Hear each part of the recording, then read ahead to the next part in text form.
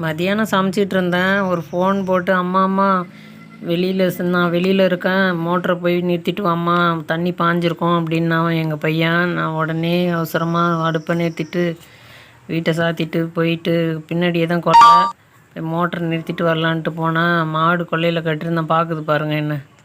கொல்லையெல்லாம் ஓட்டி போட்டாச்சு, அறுப்பு அறுத்துட்டு குருவை அறுத்துட்டு ஓட்டி போட்டாச்சு. திரும்ப நடணுங்க. பார்க்குது, என்னையே பார்க்குது. வரப்பில் இருக்கிற பில்லை மட்டும் மேயிட்டுன்ட்டு கொண்டு கட்டிருந்தேன். மாடு கண்ணுக்குட்டிலாம் தண்ணி காட்டிட்டு கொல்லையில் நாத்தாங்காலும் தண்ணி பாஞ்சிருந்தது. இதுக்கு நாத்தாங்காலுக்கு சீர் பண்ணி இனிமேல் ஓட்டி நாற்று விடணும். சம்பா நாற்று.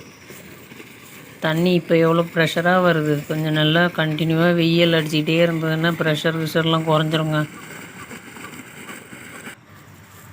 நம்ம பேயணும்னு நினைக்கக்குள்ளே பேயாது மானம். அறவிட சமயத்தில் பேஞ்சு கிடக்கும். ஒரு வழியாக போய் மோட்டர் நிறுத்தியாச்சு. கொஞ்சம் பயந்துக்கிட்டே தான் போய் நிறுத்தினா. திரும்ப வீட்டுக்கு வந்து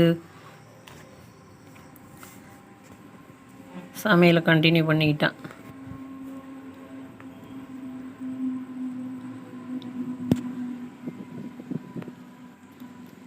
அவ்வளோதாங்க. இந்த வீடியோ பிடிச்சிருந்தால் லைக் பண்ணுங்கள்.